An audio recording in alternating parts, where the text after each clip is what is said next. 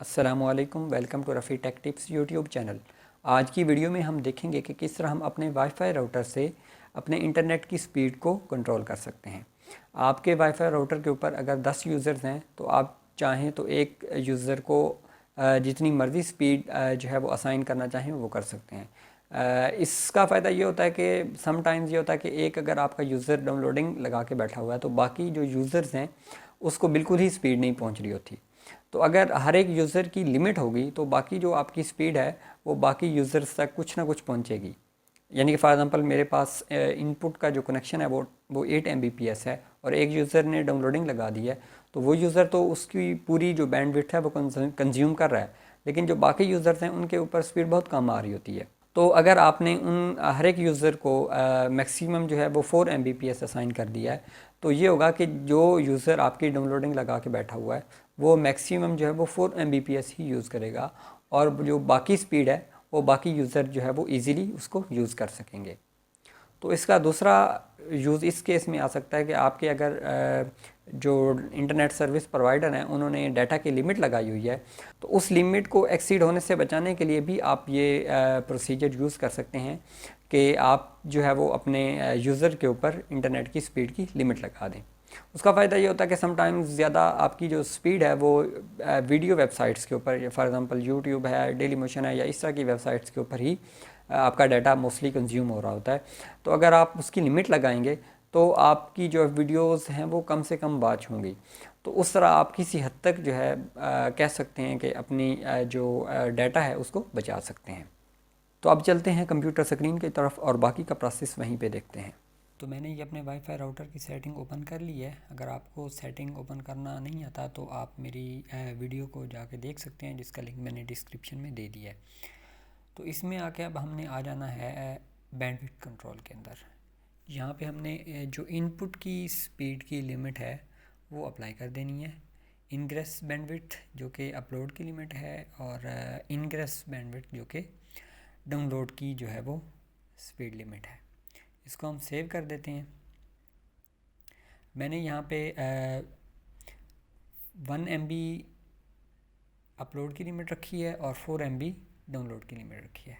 अब हम यहाँ पे अपने आईपी एड्रेसेस की रेंज दे सकते हैं कि इस आईपी एड्रेस से लेकर इस आईपी एड्रेस तक जो है वो इस रूल ने अप्लाई होना है, इस बैंडविड्थ के रूल ने अप्लाई होना है।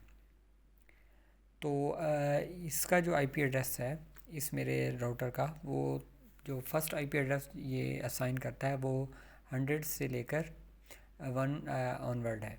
तो मैंने फ़र्स्ट इसलिए जो है वो आईपी एड्रेस 192.168.0.100 रखा है क्योंकि इसका जो फर्स्ट आईपी एड्रेस होता है वो यही होता है जो इसने अपने क्लाइंट को देना होता है। उसके बाद ऑनवर्ड ये चलता जाता है।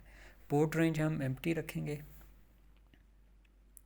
और इसके बाद हम अपलोड की लिमिट जो मिनिमम और मैक्सिमम लिमिट बता सकते हैं और फिर डाउनलोड की जो है वो मिनिमम और मैक्सिमम लिमिट रख सकते हैं। यहाँ पे मैंने जो है वो 1 MBPS रख दी है।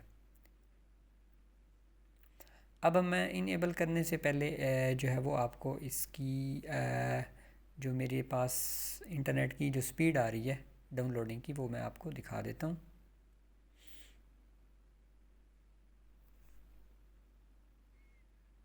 तो मैं कोई भी अपनी जो ऑलरेडी डाउनलोडेड वीडियो है उसको रिज्यूम कर लेता हूँ।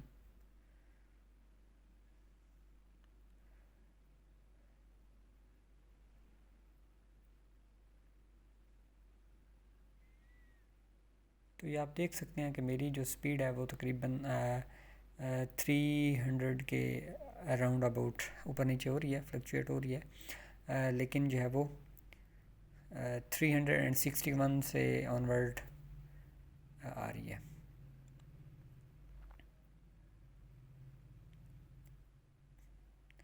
तो अब मैं जो है वो इसको इनेबल कर देता हूँ बैंडविड्थ कंट्रोल को और दोबारा से मैं इसको रिज्यूम करता हूँ। अब देखता हूँ कि अब मेरी स्पीड जो है वो कितनी आ रही है।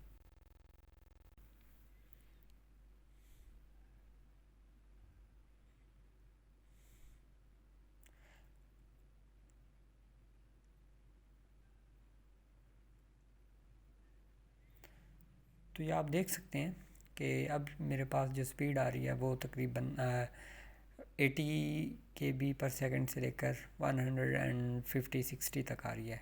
ऑन एवरेज जो है इसकी वही जो है वो 1 Mbps होगी, यानी कि 105-06 कह लें, 115 कह लें, इतनी जो है वो मुझे स्पीड मिल रही होगी ऑन एवरेज। तो इस तरीके से आप अपने राउटर के ऊपर स्पीड लिमिट लगा सकते हैं। अगर आपको ये वीडियो पसंद आई है तो इसको लाइक करें, शेयर करें, हमारे चैनल को सब्सक्राइब करें। अल्लाह हाफिज़।